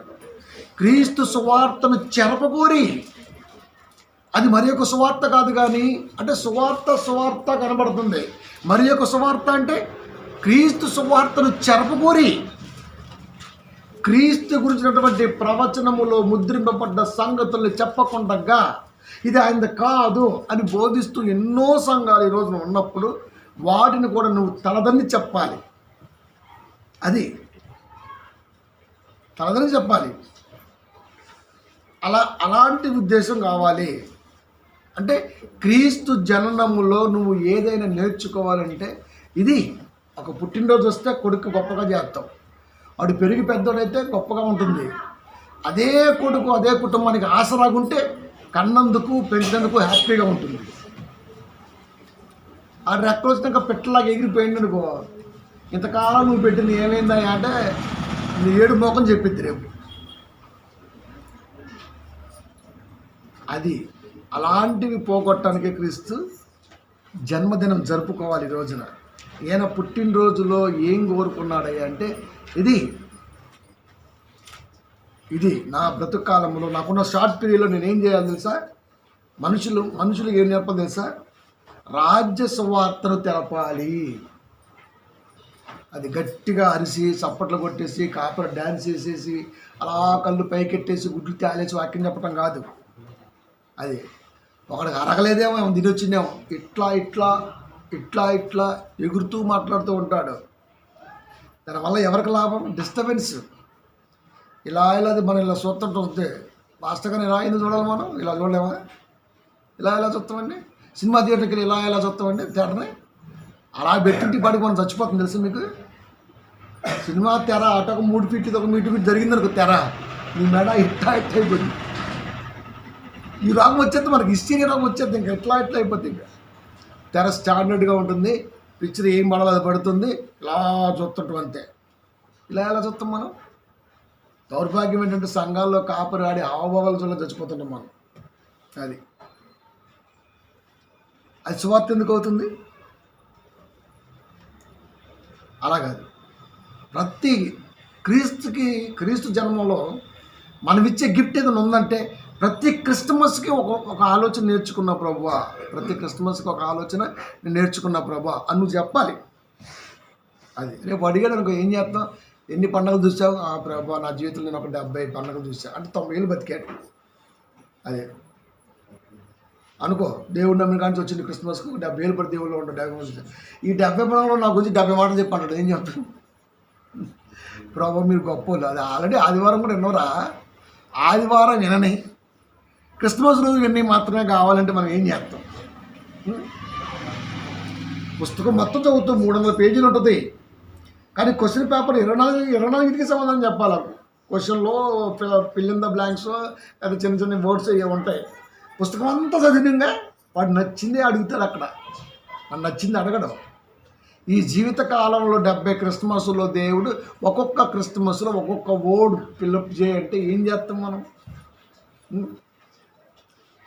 కాబట్టి ఎదురవ్వంటే ఎదురవుతాయి. అది పండగ వస్తుందంటే నేను ఏదో ఒక కొత్త ఆలోచన నేర్చుకోవాలా. కనుక యేసుక్రీస్తు వారి బ్రతుకులో ఏం చేశారయ్యా అంటే దేవుని సువార్తను తెలిపాడు. ఎందుకు? మనుషుల్లో తిరుగుబాటు కానీ, పాప నివారణ కానీ, దోష ప్రాయశ్చిత్తం కానీ, యుగాంత వరకు నీతి కానీ నీలో ఉండాలంటే సువార్తే జరగాలి. పండగ వాతావరణంలో నీవెన్ని ప్రదర్శించినా క్రీస్తు పుట్టుకుని మరి ఇంగ్లీష్ వాడు కనుక అదే తీసిన అవతార్ 3 ఆ కెమెరాను డైరెక్టర్ పెట్టి చూపించినా మార్పు రాదు. అది ఖచ్చితంగా సువార్త జరిగే తీరాలి. ప్రతి పట్టణం ప్రతి గ్రామములో సంచారము చేయాలి. అంటే సువార్త స్ప్రెడ్ అవ్వాలి. ఇది క్రిస్టమస్ రోజున క్రీస్తుకి క్రైస్తవుడు ఇచ్చే గిఫ్ట్. ఇది ఎంతమంది ఇచ్చారు ఈ రోజున? ఆ రోజున బంగారం, బోలం, సాంబారాన్ని తెచ్చారని పాస్టర్ గారు చెప్తారు. ఇప్పుడు మనం ఏం తేవాలి తెలుసా? కోళ్ళు, కోడిపిల్లలు, గుడ్లు, అట్టిపండ్లు, మురిక్కాయలు మొత్తం తీసుకొచ్చి పెట్టాలి. పైగా అది మళ్ళీ ఏలంపాటే. చర్చి బయట ఏలంపాట ఎత్తినే తాడ తీశాడు చంద్రకాల బట్టి. ఇది ఏకంగా పడుకుంటారు కోడి. దేవుడి పాట రూపాయి అంటాడు, దేవుడి పాట రూపాయి. ఇంత సింపుల్ ఆ దేవుడు. ఎవడైనా పైనుంచి రావాలి. ఒక నిజంగా నువ్వు తెలియగల అయ్యగారు అయితే కోడి కాస్త బయట కిలో ఎంత ఉంది? 250 నాటుకోడి. ఒక మామూలు అయితే 350, ఇప్పుడు 400. సరే ఈ కోడి 500. సరే ఇంకో 100 వేసుకొని దౌర్భాగ్య బుద్ధికి. అమ్మా ఇది దేవుడి పాట 600 కిందకు పడాలి. ఇప్పుడు అది కిందకు పాడే దాంట్లో ఎవరైతే ₹1, ₹2 తక్కువ ఇచ్చారో వాళ్ళకి ఇవ్వాలి. ఇది రూల్. ఇది కరెక్ట్గా ఉంటుంది. ఎందుకంటే దేవుడు పైన ఉండాలి, నువ్వు పాడేవాడికి కింద ఉండాలి. అది కూడా చర్చి బయటే ఉండాలి. వీడేమో జాంకాయలు, ఉల్లిగడ్డలు, పులిపేని ఇవన్నీ తీసుకొచ్చి ఆడే పెట్టి అరకిలో జామ పండు కూడా ₹600 అమ్మేస్తారు. ఏడే అడ్డగోలు బతుకులు కాపరి. నాకు అందుకే అయ్యగారులు అంటే అనకూడదు. కానీ నేను అయ్యగారు సమస్య నేను తెలుసా, నా ఫోన్ కాంటాక్ట్లో ఉండవు అసలు. అయ్యగారులు ఎవరైనా చేసే ఫోన్ లిఫ్ట్ చేయండి. నేను అది ఈ దరిద్రం భరించలేక ఇంకో ఫోన్ నెంబర్ వాడుతున్నా. అది ఎందుకంటే వీళ్ళంతా వాళ్ళే. సవట, దద్దమ్మ ఏ పని చేయరు. అది ఎంత ఉంటే ఒక్కొక్కడికి పొంతకొండకి ఎక్కువ, పొత్తికడుపు తక్కువ అట్టుంటుంది. చూడగానే బాడీ కొంచెం నీట్గా స్టైల్స్గా కనపడాలి. క్రైస్తవుడు అంటే అలా ఉండాలి. వరి ఏం మాయరాగం వచ్చిందో ఏం పోడు అడక్క తింటమేనా? ప్రియమైన దేవుని పిల్లలు, మన వల్ల కాదులేండి అలాంటివి మనం చేయలేం. అది మనమే కాదు, నేను ఎక్కడ చేసినా సరే వాళ్ళకి అది ఉండదు, ఆ మనసు ఉండదు. పెట్టే మనసే ఉండదు తప్ప అలాంటి బుద్ధి మనకు ఉండకూడదు. ఎందుకంటే క్రైస్తవులు మనం లేదు, క్రీస్తు మనకు సంబంధం లేదనుకుంటావా, ఇంకా మనం కూడా ఇంకా వాళ్ళలాగా లోకం దిగచ్చు. కాబట్టి ప్రతి క్రిస్మస్కి నేను ఏదైనా గిఫ్ట్ దేవుడికి ఏదైనా ఇవ్వాలనుకున్నానంటే అది ఖచ్చితంగా నాకున్న పరిధిలో నేను సువార్తని స్ప్రెడ్ చేయాలి. సువార్త ఎలా ఉంది? మళ్ళీ దేవుని రాజ్యము మాటతో కాదు శక్తితో ఉంది. అల్లటప్ప కాదు. మరి 7 నుంచి వరంగల్ పోయి రావడానికి నాకు అయిన ఖర్చు 1200. అది బుల్లెట్ మీద పోయినా. ఎందుకు పోయే తెలుసా? ఛానల్ తర్వాత బుల్లెట్ తీస్తున్నా, పైగా ఒక నెలమంటి మనం సప్లిమెంట్ వాడుతున్నా. వాడు ఎంతవరకు నాకు సహకరించింది. అమ్మగారిని అడిగామనుకో, మీకంటే నిండే కింగ్ అంటది. ఏ బతకని భార్య కింగే బొంగు తర్వాత లోపల. ముందు నాకు తెలియాలి నేను కింగ్నో కాదు అని వేసిన వెళ్ళొచ్చిన. ఒళ్ళొప్పులు చేసి దేవుని చూసిన. సహజంగా ఒళ్ళొప్పులు చేస్తాయి, ఇంకా బుల్లెట్ చాలా బరువు ఉంటుంది. తెల్లారు చూస్తే ఒళ్ళొప్పులు అనిపించట్లా.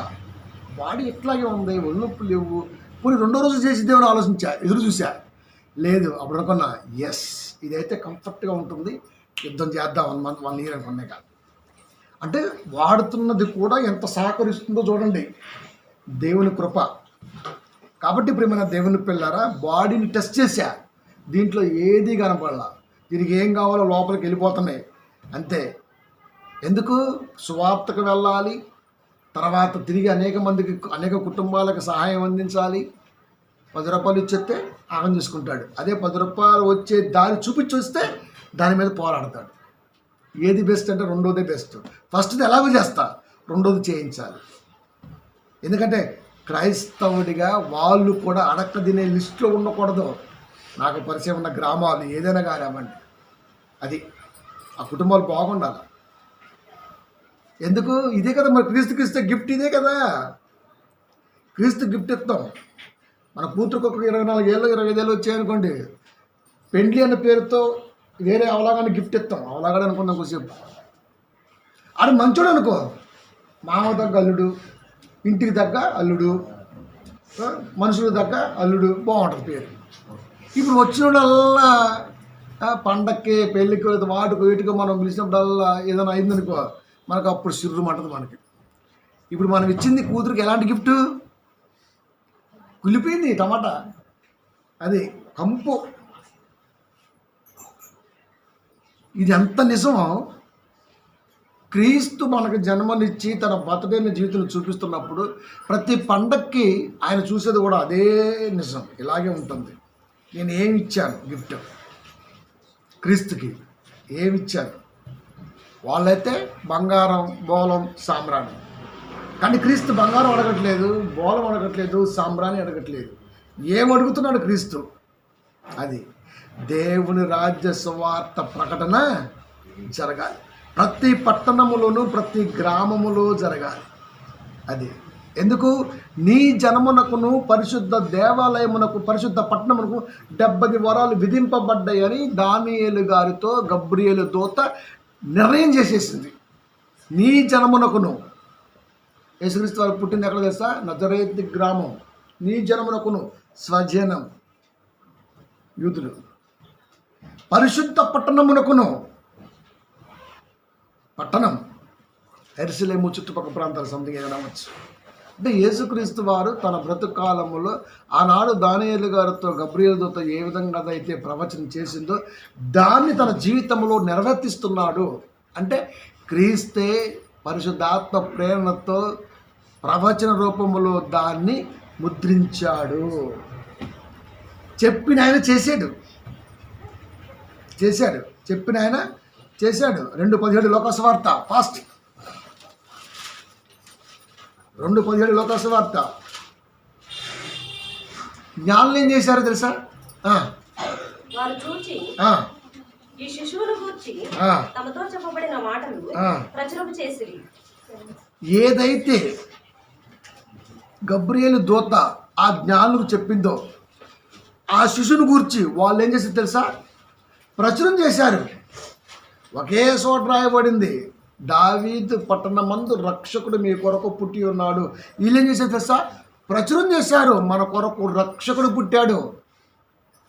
ఎక్కడెక్కడ చేసి ఉంటారో దేవుడు రాయించలే. ఇంక చూడండి, ప్రచురం చేశారు. తన గురించి ఏమైతే చెప్పబడిందో, గబ్రియేలు దూత ఏమైతే వాళ్ళకి చెప్పిందో క్రీస్తు పుట్టిన సందర్భంలో, దాన్ని వాళ్ళు ఆగలా ప్రచురం చేశారు.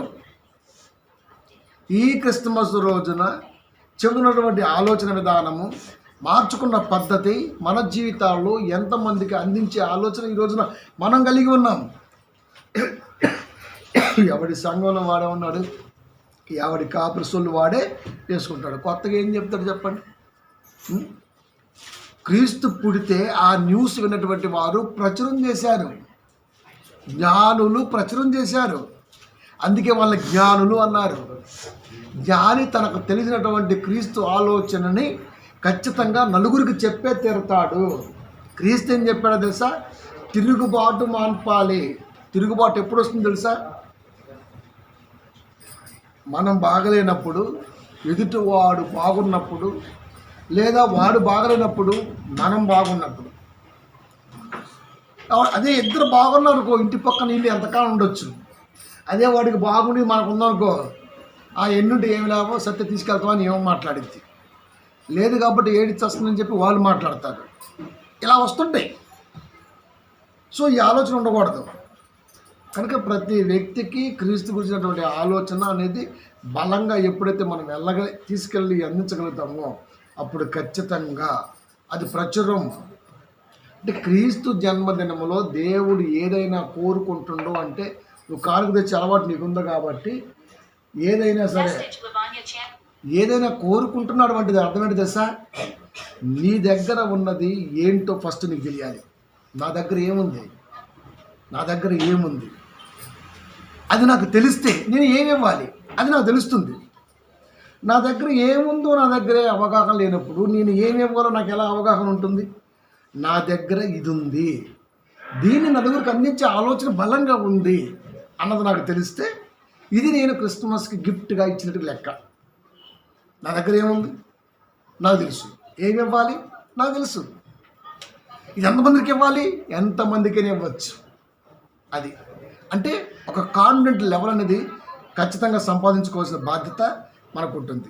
అందుకని దేవుని రాజ్య సువార్తను తెలుపుచు ప్రకటించుచు ప్రతి పట్టణములోను ప్రతి గ్రామములోను సంచారము అంటే సువార్త తీసుకున్నలా వెళ్ళిపోతూ ఉన్నప్పుడు ఒక సువార్త చెప్పి వస్తే సరిపోతుందా? క్రీస్తుని చూడటానికి వచ్చినప్పుడు చూస్తే సరిపోతుంది. ఇప్పుడు మనం కూడా ఎక్కడికైనా వెళ్ళేటప్పుడు ఎందుకు ఏదో ఒకటి చేతిలో పెడతాం, చూసొస్తే సరిపోతుంది కదా. ఏదో ఉంటుంది ఆసరాగా. కాదు, వాళ్ళు పెట్టారు మనం పెట్టాలి. అది వాళ్ళు పెట్టకపోతే మనం పెట్టము. వాళ్ళు మన అమ్మాయి పెళ్ళికి కానుక పెట్టారు, కట్నం పెట్టారు, మనం పెట్టకపోతే బాగోదు. ఇప్పుడు పెట్టకపోతే పెట్టవా అంటే రుణమా? ఇది పుస్తకంలో ఎందుకు రాసుకుంటుంది చెప్పండి? వీళ్ళు పెళ్ళికి రాదు కాబట్టి వీళ్ళు రావాలి అంటే ఇప్పుడు వీళ్ళని పిలవాలి అందుకు పిలుస్తావా? ఇది కాదు.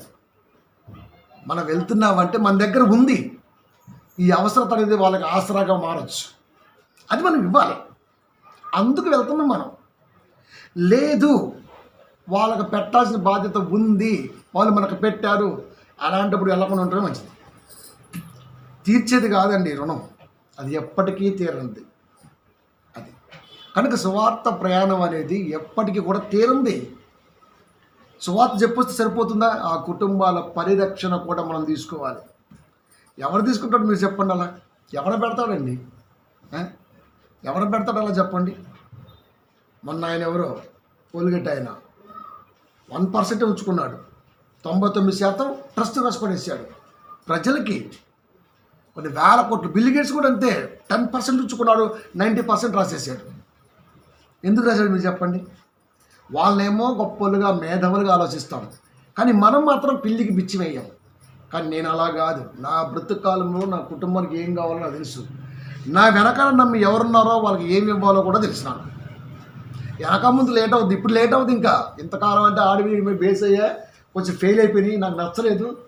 ఇప్పుడు ఇక ఫెయిల్ అయ్యే ఛాన్స్ లేదు, ఎందుకంటే ఆల్రెడీ గ్రాస్ పెరుగుతూనే ఉంది. రేపు జనవరిలో కొట్టుడికి మార్చి కాలం మామూలు ఉండదు. మరి అది అందరూ అలాడిపోవాల్సిందే. ఎందుకంటే ఇప్పుడు నన్ను నేను నమ్మాను, నేను ఎవరిని నమ్మను. ఎవరు చెప్పినా వింటా, కానీ అసలు నమ్మను. ఎందుకంటే నాకు ఎలా చేయాలో, ఏం చేయాలో, ఎక్కడికి వెళ్ళాలో, ఎవరితో ఎలా ఉండాలో, దేన్ని ఎలా టేకప్ చేయాలో తెలుసు. అలా తెలిసిన నేను కూడా ఇంతకాలం దెబ్బతినే ఉన్నా. ఇప్పుడు అలా కాదు. ఇప్పుడు ఖచ్చితంగా బయటికి గోస్పెల్ వెళ్ళాలి. రెండోది ఆ కుటుంబాలు బాగుండాలి. ఆ కుటుంబాలకి దేవుడి మాట చెప్పేసి పరలోకం నుంచి ఇంత మూట తోసేస్తాడు, సాంకలు ఎట్టేసుకుంటే చెప్పను నేను.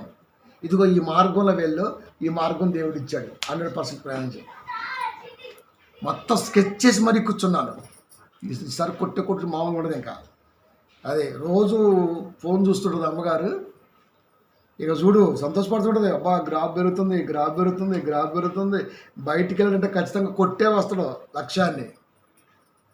కనుక ప్రియమైన దేవుని పిల్లారా, నేను సువార్తకు వెళ్ళానంటే ప్రతి కుటుంబానికి న్యాయం జరగాల. చెప్పేసి దేవుడు కాపాడేస్తాడు అవన్నీ సొల్లు చెప్పను. అది ఎందుకంటే అది మెచ్చకు దేవుడు. ఫస్ట్ ఆఫ్ ఆల్ అది దోషం కింద పరిగణింపబడుతుంది. కాబట్టి అతి పరిశుద్ధ స్థలము అభిషేకించాలన్న, అతి పరిశుద్ధ స్థలం అంటే నలుగురు ఎక్కడ కూర్చుంటే అది అతి పరిశుద్ధ స్థలం. ఒకప్పుడు యెరూషలేములో దేవాలయము, సొలొమోను కట్టిన దేవాలయంలో యెరూషలేములో అతి పరిశుద్ధ స్థలము మందసం. ఆ లెక్క అంత వేరే ఉంటుంది.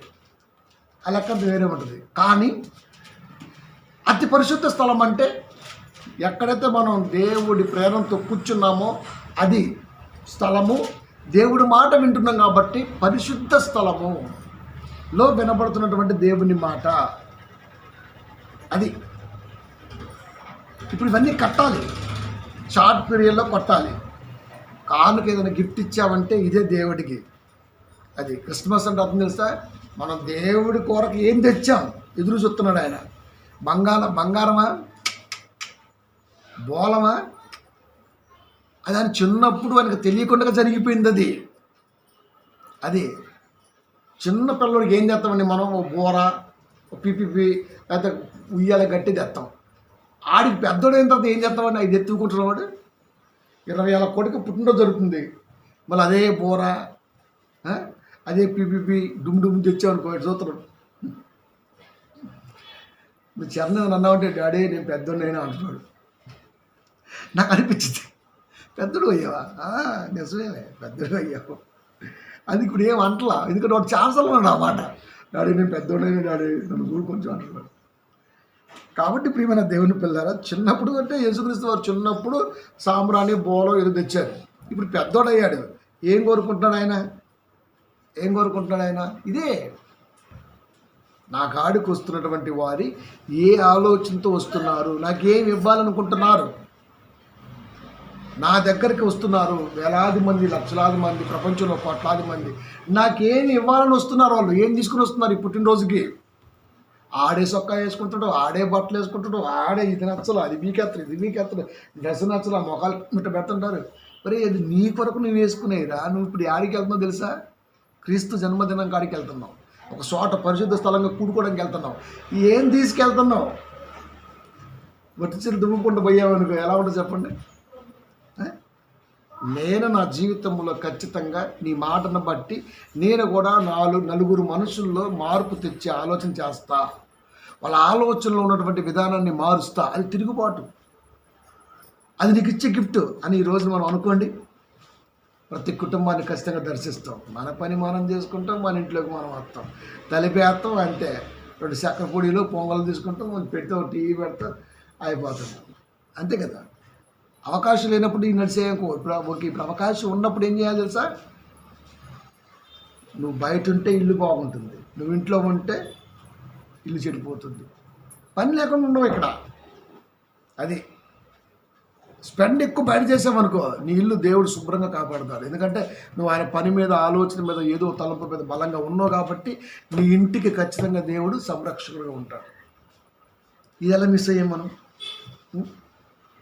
కాబట్టి ప్రియమైన దేవుని పిల్లారా, నేను నా దేవుడు కొరకు ఏదైనా గిఫ్ట్ తెచ్చానంటే ఇది. ఇప్పుడు దీన్ని ఏం చేయాలి? స్ప్రెడ్ చేయాలి. 24:47 లోకసువార్త.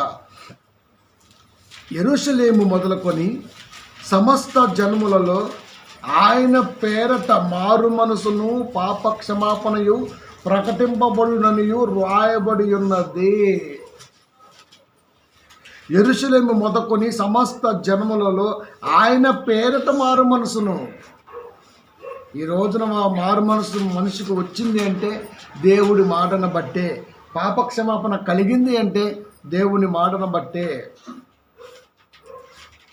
ప్రకటింపబడుతుందంట. మారు మనసు పాపక్షమాపణ ప్రకటింపబడును అని రాయబడి ఉన్నదంటే ప్రకటింపబడేటట్టుగా చేసేవారిలో నిన్ను చేర్చాడో లేదో నువ్వు పరీక్షించుకో. ఈ పుట్టినరోజున నాకు దేవుడి అవకాశాన్ని ఇచ్చాడా? తన పుట్టినరోజున నాకు ఏమన్నా అవకాశం కల్పించాడా? అది కాలేజీ యానివర్సిటీలో నాకు ఏదైనా సింగింగ్కో, డాన్సింగ్కో, స్కిట్కో అవకాశం ఉందా? ఆ లిస్టులో నేను ఉన్నానా? ఇది మనకు బాగా అర్థమైంది. లేదా ఒక రాజకీయ నాయకుడి ప్రోగ్రాంలో మన స్టేజ్ మీదకి ఎక్కి ఏమైనా సరే జాగృతి కార్యక్రమాల్లో మనకి ఏమైనా అవకాశం ఉందా? నృత్య కార్యక్రమం అవకాశం ఉందా? సాంప్రదాయ పద్ధతిలో మనకి ఏమైనా సరే అవకాశం ఉందా? కొన్ని మోటివేషనల్ స్పీచ్ అనే అవకాశం ఉందా? కొన్ని హోస్ట్కి ఏమైనా అవకాశం ఉందా? ఏమీ లేదు. అయితే ప్రతిచ్చో అది క్రీస్తు పుట్టినరోజులో నువ్వు ఆలోచించుకోవాల్సింది ఏదైనా ఉందంటే, నాకు దేవుడు ఏదైనా అవకాశం కల్పించిందా? లేదంటే నేను కూడా సోకాల్డ్ క్రిస్టియన్గానే క్రైస్తవుడిగా అని పిలిపించుకుంటూ ఇలా క్రిస్మస్ రోజున చర్చికి వస్తున్నానా? నేను వెళ్ళటం వలన ఎవరికి లాభం, వెళ్ళకపోవటం వలన ఎవరికి లాభం? అది మనం కూడా అంటుంటాం, నువ్వు రాకపోతే పెళ్ళే ఆగదు, ఎవడు రాకపోయినా పెళ్ళి ఆగదు. ఎందుకంటే అబ్బాయి అమ్మాయి ఉంటే చాలు, అది కామనం. నువ్వు రాకపోతే క్రిస్మస్ ఆగితే ఏంటి? క్రిస్మస్ అంటే ఏమన్నా పెద్ద పెద్ద కళాలు పెట్టేసి పొంగలేసి రుబ్బేస్తారా ఏంటి? ముస్సున ఆయిల్ లేపేస్తారా ఏంటి? ఉం? నేను వెళ్తున్నా, ఏదైనా దేవుడికి తీసుకెళ్తున్నానా నన్ను నేను పరీక్షించుకోవాలి. అది క్రిస్మస్. అలా ఆలోచనతో ఎందరు వచ్చి ఉంటారంటే నాకు తెలిసి 99.9% ఎవడు రాడు. అది ఆడు బైబిల్ కూడా మోసుకోలేడు. వేరే వాళ్ళకి ఎత్త తెలుసు నీకు? అంత పెద్ద హీరోలు మరి మనోళ్ళు. అది అది క్రైస్తవుడు చేసుకున్న క్రిస్మస్.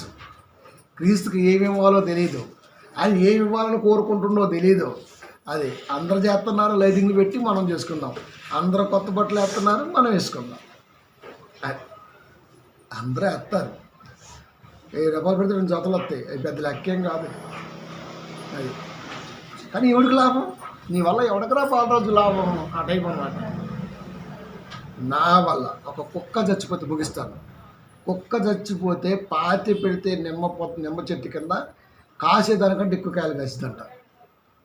నిమ్మ చెట్టు, కుక్క సావు.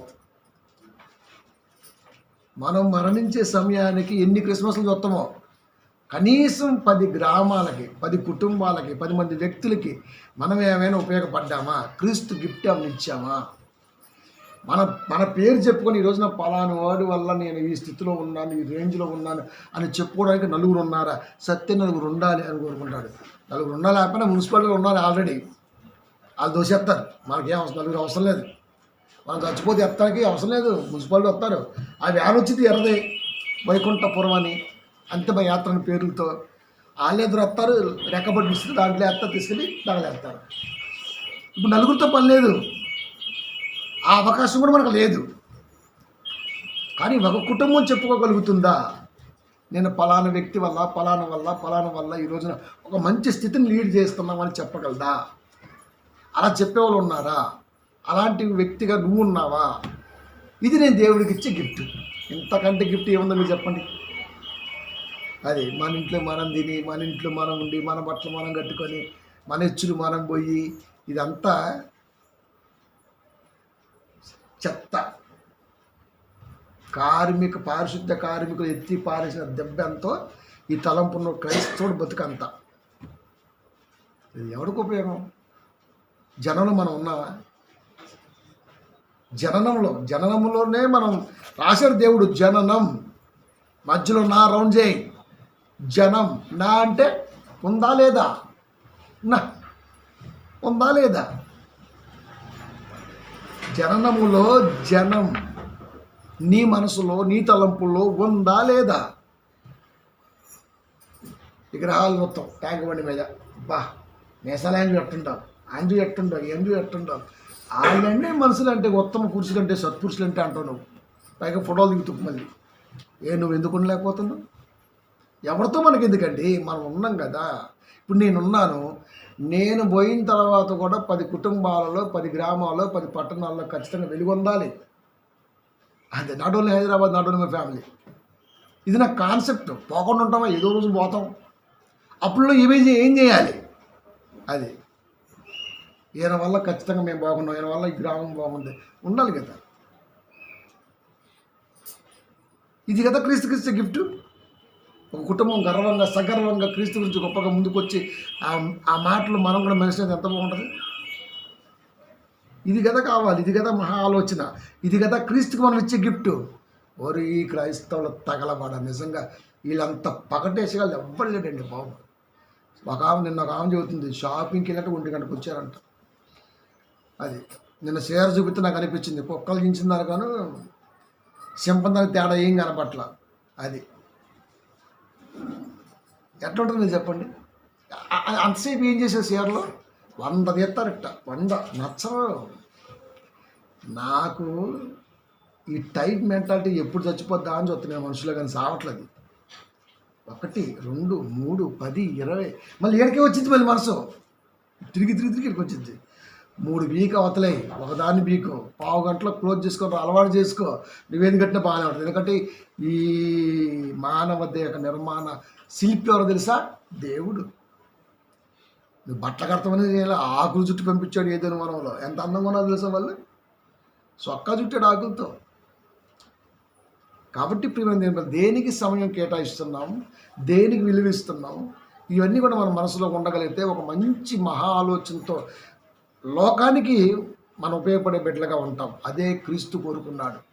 ప్రతి క్రిస్టమస్లో ఇలాంటోడు ఒకడైనా కొత్తగా పుట్టకపోతాడా అని ఆలోచించాడు. వీళ్ళ దుంప అదేగా, తెల్లజాన పొద్దుపూట కోడిగుడ్లు, సాయంత్రం నైట్ ఓరు అయ్యగారైతే సెషన్కి ఒక ప్రసంగానికి ఒక డ్రెస్ మారుతున్నాడు. నాదే పుట్టినరోజు చేయగలరా? పుట్టినరోజు ఎవరిది? నాకు కదా మార్చాలి డ్రెస్, వీడు మార్చుకుంటున్నాడు ప్రసంగానికి. తెల్లారుజామున ఒక డ్రెస్తో వచ్చాడు, మధ్యాహ్నం ఒక డ్రెస్తో ఉన్నాడు, సాయంత్రం ఒక డ్రెస్తో ఉన్నాడు, అర్ధరాత్రి మళ్ళీ ఇంకో డ్రెస్తో వచ్చాడు. నేను కదా పుట్టింది, వీడు కాదు కదా. తెలుగులో సామెత ఉంది, సొమ్ము ఒకటిదే సొమ్ము ఒకటిది. పుట్టిందేమో యేసుక్రీస్తు వారు, వీడు పుట్టినరోజులా ఫీల్ అవుతుంటాడు. పైగా దండలో కేకులు అయ్యగారికి పెడుతుంటారు. ఊరు నీ దుంప దేగ, అయ్యగారు కాదు రేపు పుట్టింది యేసుక్రీస్తు వారు. అది పుట్టినరోజు, వీడికి ఎందుకు పెట్టిన కేక్ ముక్క అంటే నీకు కంప్లీట్గా మెంటల్ డిజార్డర్ పర్సన్ క్రైస్తవులు. అది ఏం తెలియదు. అది వాడు ఎవడు ఉండ కదా, ఎవడో పాప పుట్టినరోజుకి వెళ్తే డాక్టర్స్ కూడా చెప్పినట్టు రాజు గారు చెప్పాలి నవ్వాలి నేను బాలిగాడు అట్టుంది క్రైస్తవుల బతుకు. అంటే ఎవడు చెప్పట్ల కట్టు వేయలేదు క్రిస్మస్ అనగానే ఇంకంతే అడవడి. అది కానే కాదు. క్రిస్మస్ అంటే క్రీస్తుకు నేనేమి ఇచ్చాను, నా తలంపులో ఏముంది, ఇది మనం స్థిరపరచాలి.